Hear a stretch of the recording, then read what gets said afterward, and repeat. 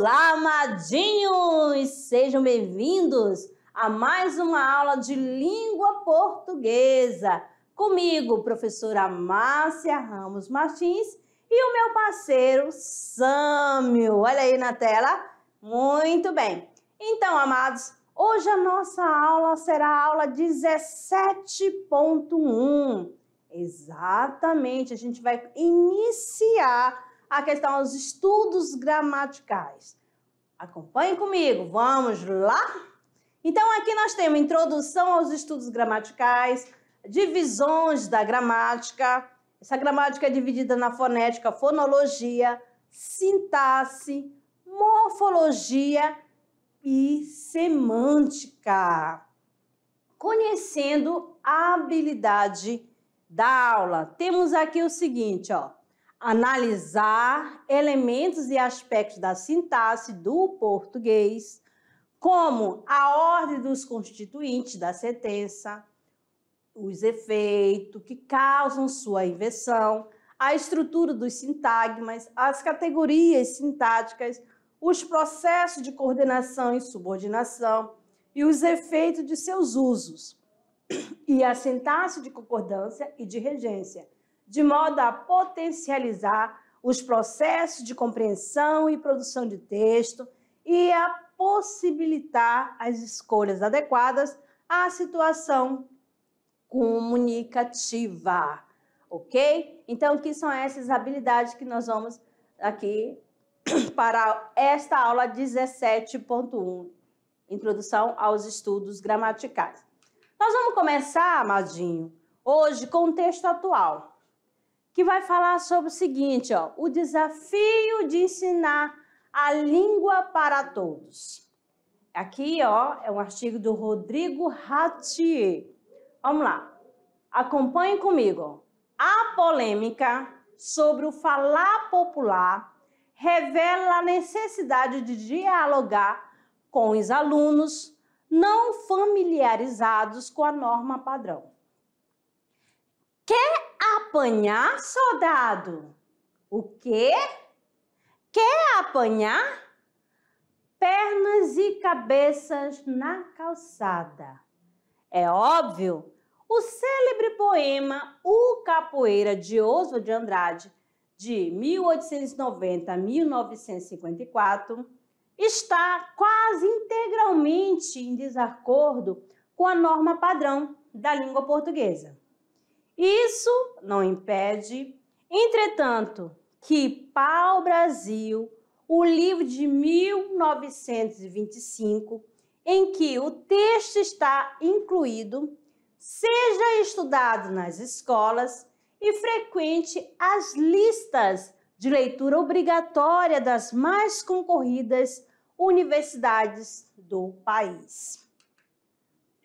Do regionalismo do Jorge Amado, a prosa contemporânea da literatura marginal, passando pelo modernismo de Mário de Andrade e Guimarães Rosa, refletir sobre as variedades populares da língua, típica da fala, tem sido uma maneira eficaz de levar os alunos a compreender as formas de expressão de diferentes grupos sociais.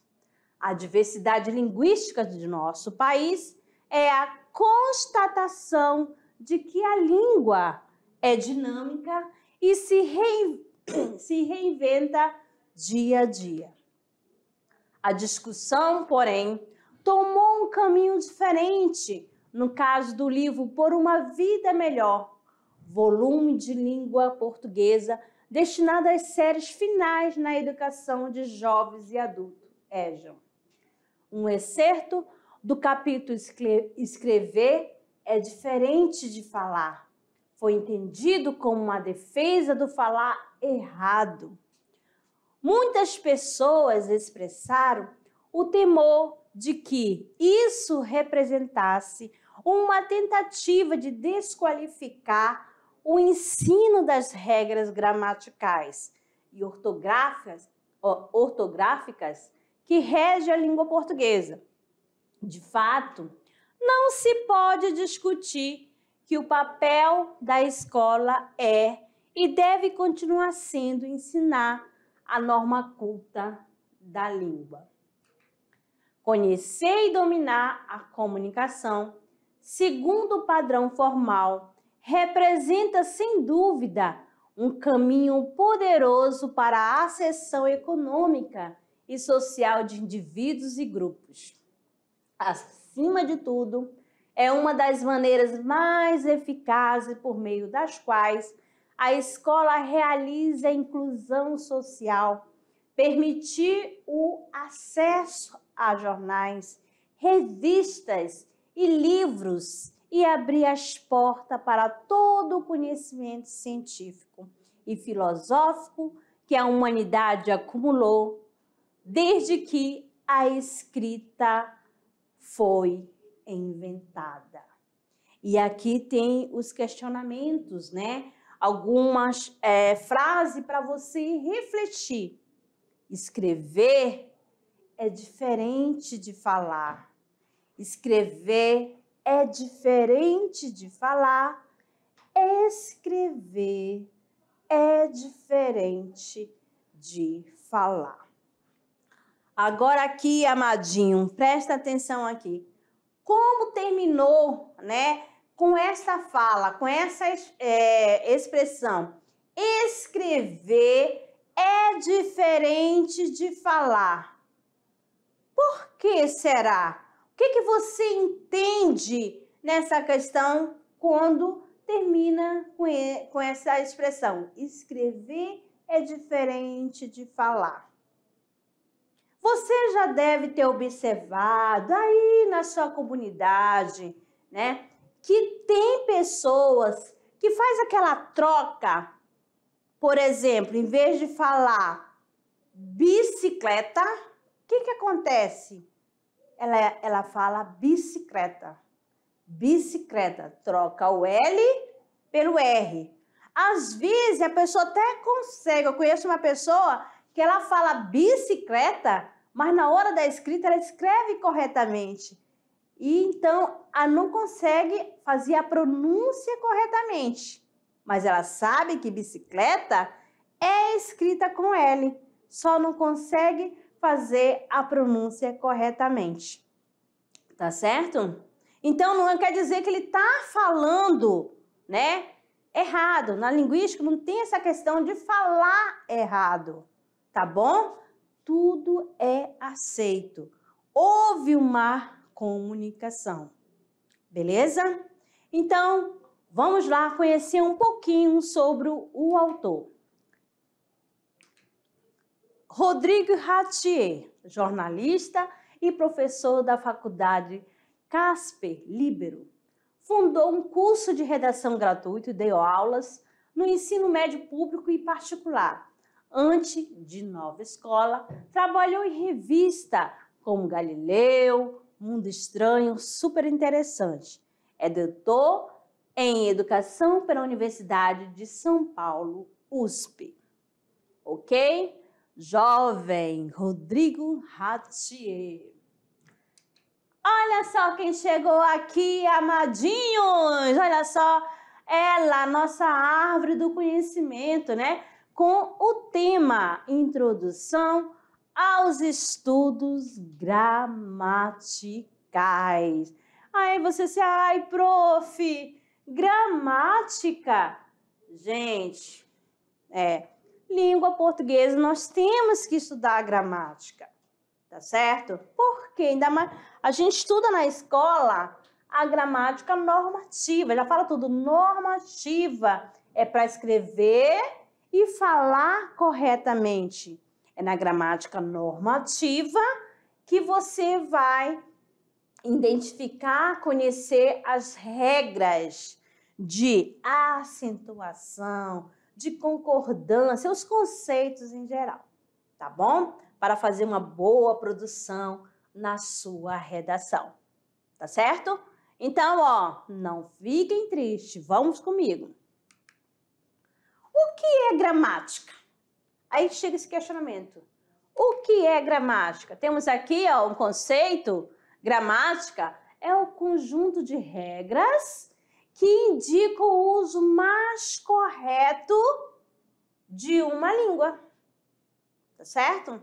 Nós estudamos aqui a gramática da língua portuguesa, tá bom? Então, você sabia que há mais de um tipo de gramática?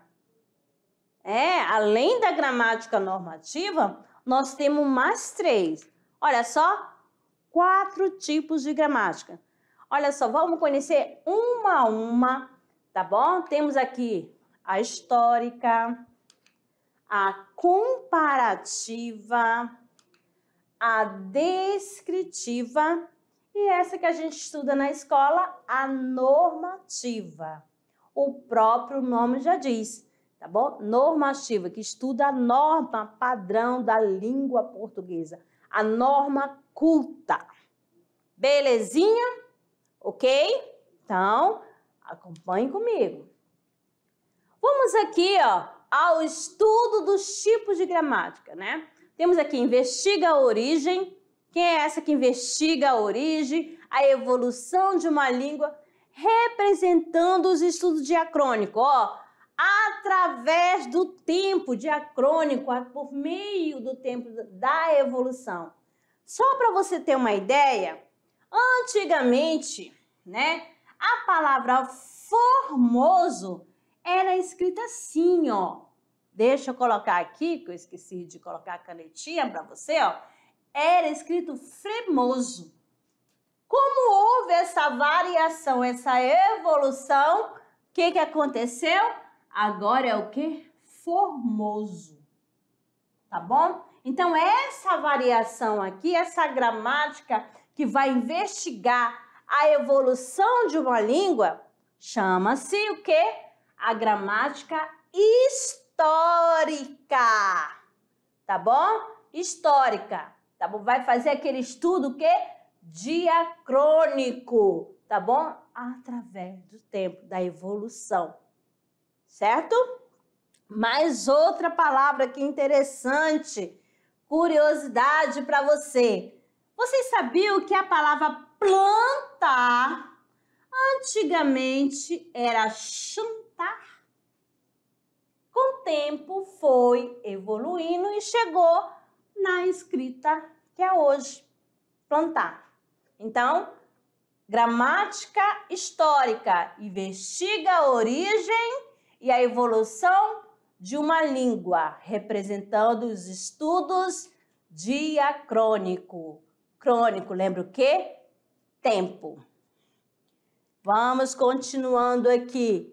Chegando aqui para vocês, Olha, só pelo conceito, vocês vão tentar adivinhar de que gramática eu estou falando. Ela faz a comparação da língua com outras línguas de uma mesma família. Que gramática é essa? Aí nós temos exemplo aqui, da língua espanhola com a língua inglesa, francesa. Então, ele pode fazer a comparação de 2 línguas diferentes, tá certo? Então, quando faz comparação, vamos chamar de gramática o quê? Comparativa. Vai fazer a comparação. Então, aqui, o que a gramática comparativa faz? Estabelece, comparação da língua com outras línguas de uma mesma família, tá bom? Damos o quê? A língua espanhola e a língua francesa. Mais outra aqui para você chegando é a gramática descritiva. Olha só que interessante. Vamos começar pelo exemplo da gramática descritiva. Nós temos aqui o seguinte: o que a gente vai fazer amanhã?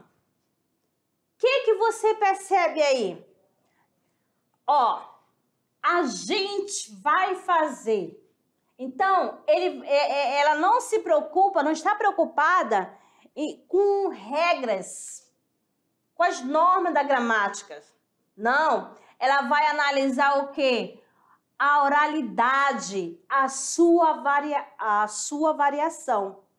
da forma que a pessoa se expressa, tá bom? Então, a gramática descritiva, amadinho, ó, ela se ocupa na descrição dos fatos da língua, com o objetivo de investigá-los e não de estabelecer o que é certo ou o que é errado, tá?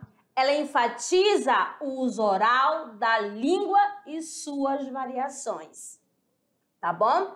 Aí você fala assim, ai, amada, falar gente é errado? Para descritiva, não, tá bom? Se for lá na gramática normativa, a gente tem que evitar, ainda mais na hora da escrita, tá certo? Porque na escrita a gente tem que escrever conforme, né, a norma da língua padrão, a norma culta, tá bom? Seguindo o que é certo. Ó, se eu fosse representar essa mesma expressão aqui na gramática normativa, ficaria o seguinte: o que nós, né, faremos amanhã? Em vez de falar vai fazer, usar essa locução verbal, a gente só coloca o quê? Uma forma verbal, tá certo? O que nós, esse agente aí está relacionado a nós, faremos amanhã. Belezinha? Estão entendendo, né, amadinhos? Certo? Então tá. Então, preste mais, porque eu não quero ver nenhuma fumacinha na cabeça. Tá certo? Nenhuma fumacinha. Vamos mais uma aqui para vocês, ó. Chega aqui a gramática normativa. Essa gramática a gente estuda aqui na escola, cheio de regras. Tem gente que fala bem assim, eu não gosto de português. Né? Mas fala assim que não gosta de português só por causa dessas regrinhas, né? Que tem na gramática, tá certo? Então, qual é a função da gramática normativa? É aquela que busca o quê? A padronização, amadinho, da língua, estabelecendo as normas do falar e escrever corretamente. Quando você vai fazer um concurso, se pedir uma redação, o que você vai ter que evitar? Evitar gíria. Você vai evitar aqueles vícios de linguagem, tá certo? Para não levar lá para a escrita. Por isso há essa cobrança de escrever e falar corretamente. Porque você fala assim, não, eu posso pronunciar assim, mas na hora de escrever, eu escrevo corretamente. Mas, amadinho, você sabe, né? Sempre os vícios a gente acaba levando para a prática. Então, vamos lá. Aqui para você aqui, temos um poema aqui de Oswald de Andrade, tá bom? Pronominais é o nome desta poesia. Dê-me um cigarro, diz a gramática, do professor e do aluno do mulato sabido. Mas o bom negro e o bom branco da nação brasileira dizem todos os dias, deixa disso, camarada, me dá um cigarro? Então, amadinho, o que você pode, né, concluir nessa questão do uso, né, das normas, né, das regras? Que você sabe que não deve, não pode, né, iniciar frase com pronome oblíquo, como aconteceu aqui neste último verso, nessa última linha. Tá? Me dá um cigarro. Que o certo é dei-me um cigarro. Dei-me um cigarro. Normativa, na gramática normativa. Tá certo? É escrever e falar corretamente. mas no dia a dia, no meio dos nossos amigos, tá certo? A gente não tem essa formalidade, a gente faz mais na informalidade, tá certo? Na linguagem coloquial. Me dá um cigarro, tá bom? Sem cerimônia, vamos dizer assim. Certinho? Então, vamos lá. Agora, mostrar para vocês aqui essa questão da divisão da gramática normativa, tá certo? Ela começa com a fonologia. Aí você vai assim, mas o que é fonologia? Amadinhos, olha lá, lembra lá do início do nivelamento, a gente já falou dessa questão da fonética, né? E a fonologia é a parte da gramática que vai tratar dos sons produzidos pelo ser humano para a comunicação em relação a determinada língua. No caso, a nossa língua portuguesa. Então, lá na fonologia, você vai conhecer o alfabeto, o nosso alfabeto brasileiro, né? Ele é formado por 26 letras, tá certo? E você vai perceber que letra é o sinal gráfico, tá certo?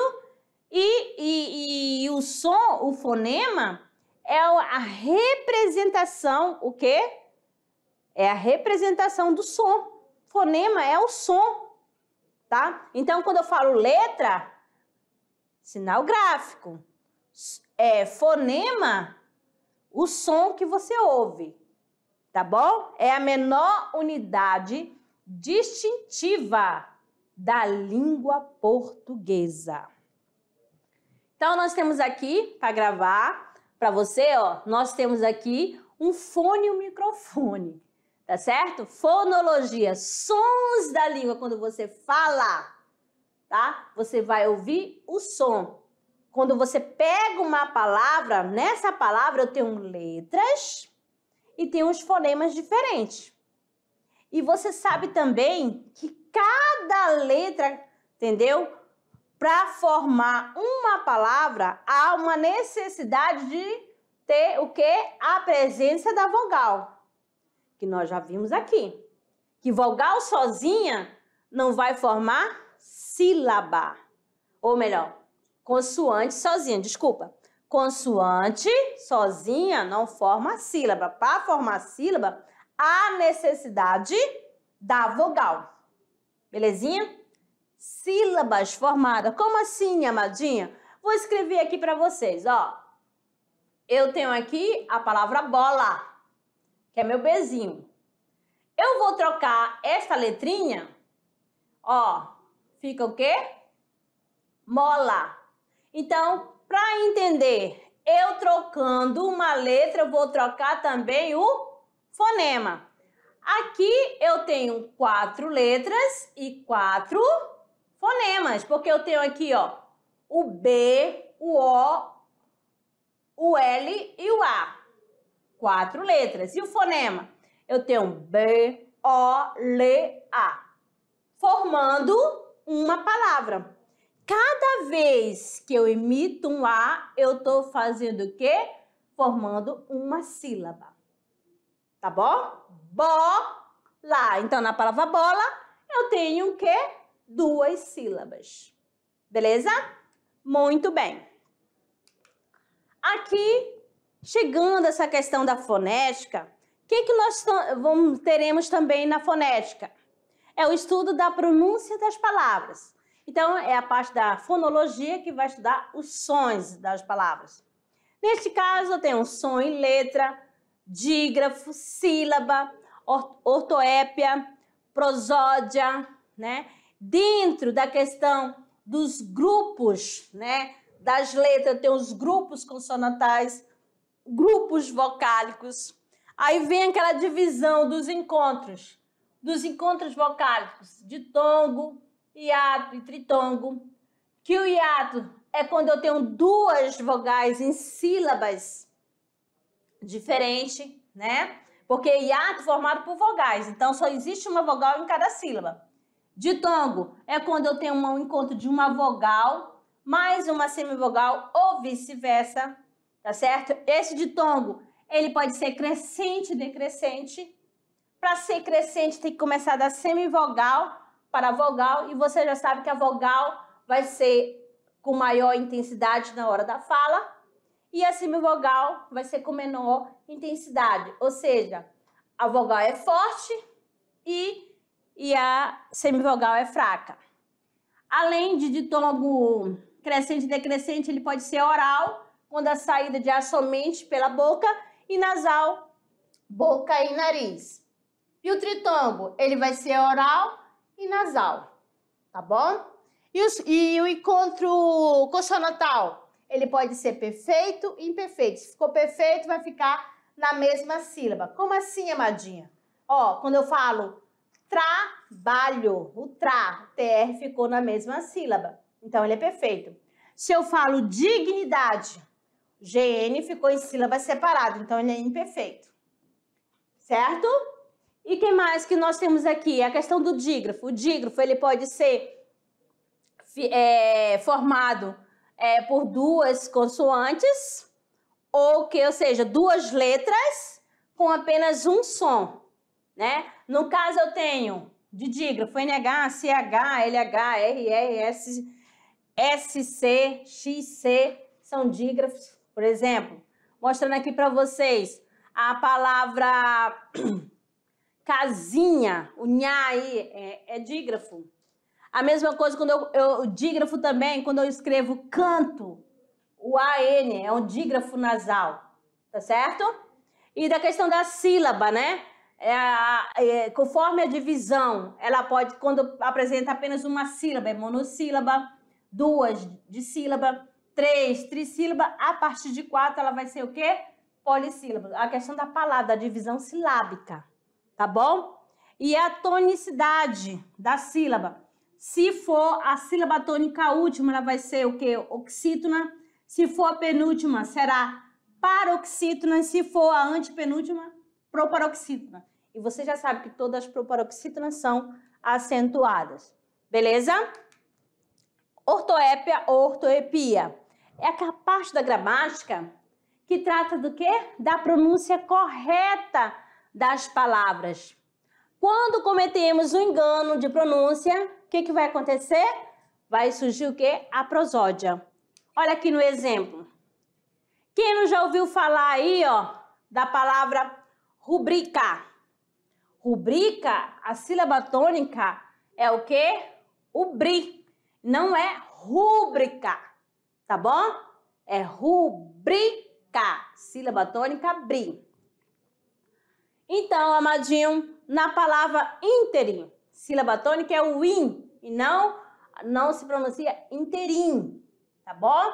Então, quando acontece isso na hora de pronunciar, aconteceu o quê? Um erro prosódico, que é o erro de pronúncia. O mesmo acontece com a palavra recorde, tá? É recorde, não recorde. Belezinha? Vamos lá, amadinho, para mais aqui, chegando aqui para vocês a semântica. A semântica, né, é a parte da gramática que vai estudar a significação da palavra. Nela estudaremos o quê? O sinônimo, olha só, semelhança de significação. Como assim, amadinha? Eu não quero falar, né? Eu vou dizer, eu vou falar, eu vou dizer. Então, palavras sinônimas, significados semelhantes. Temos aqui o antônimo. Ó, o que é o antônimo? É o sentido contrário. Não é mais semelhança, é o contrário, é o oposto, oposição. Grande, pequeno. Estão acompanhando, amadinhos? Muito bem. E homônimos, né? Mesmo som, a mesma grafia. Ó, estou na sede, local, né? Lugar. Estou com sede, vontade de beber água. Então, olha só, ó, homônimo, mesmo som e mesma pronúncia, mesma grafia. Aqui, parônimos, sonografias diferentes. O que nós temos aqui, ó? Ó, flagrante, no ato, e fragrante, que tem cheiro. Fragrância, o cheiro, perfume, tá certo? Gosto de fragrância amadeirada. Olha só, fragrância floral. Belezinha? Cheiro. Faça essa ligação aí. Ok? E aqui, amadinho, a morfologia, né? Que vai estudar o quê? É a parte que estuda a palavra em si. Quer no elemento material, isto é, quanto à forma. Quer no elemento imaterial, ou seja, quanto à ideia que ela encerra. Na morfologia, você vai lembrar do quê? Da estrutura das palavras, da formação de palavras, tá certo? Na estrutura teremos a parte do radical, que é a base da palavra, que esse radical ele pode ser grego ou latino. Tem também a desinência, que é a parte final da palavra. Tem a vogal temática, tem o tema, tem os afixos, né, classificado em prefixo e sufixo, tá bom? Vai ter uma aula exclusiva aqui sobre estrutura e formação de palavras. Tem os prefixos gregos e latinos também. E na formação de palavras, amadinho, temos o quê? A derivação. Que essa derivação está na forma, por exemplo, que as palavras podem ser formadas por prefixo. Se for formado por prefixo, vai ser chamado de prefixal. Como assim? Vamos pegar a palavra normal é leal, tá bom? Se eu colocar um prefixo, desleal, olha só, desleal. Então, aí houve uma derivação prefixal. Se eu usar só o sufixo, colocando assim para vocês, lealmente, usei o sufixo mente. Então, aí foi uma derivação, o quê? Sufixal. Mas vai ter uma aula exclusiva, tá bom, amadinho? Tem a questão da parassitética, regressiva, imprópria, ok? Continuando também na questão da formação da palavra. Por composição, ela pode ser aglutinação, quando há perda fonética, justaposição, quando não tem perda fonética, tá bom? E temos aqui também, na estrutura e formação de palavra, o hibridismo, onomatopeia, abreviação e sigla.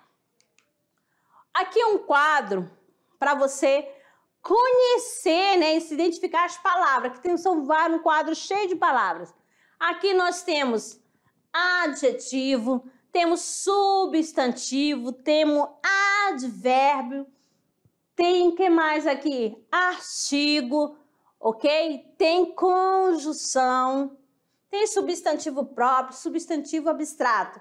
Então, você olhando aqui, então nessa questão da formação de palavras, tá certo? Aqui é um conjunto de palavras, belezinha? Por quê? Porque nós vamos usar as palavras para começar a estruturar o quê? Uma frase. E onde a gente vai começar a estruturar uma frase? É na parte da sintaxe, beleza? Então, aqui a sintaxe. O que é a sintaxe? É a parte da gramática que estuda a disposição das palavras. Olha só, nos períodos, bem como na relação lógica entre elas. Para ser frase, é preciso que haja um sentido completo e que emita o quê? A mensagem, que haja o quê? Uma comunicação, tá bom? A sintaxe, né, vai estudar o quê? A oração, que é uma frase com verbo, tá bom?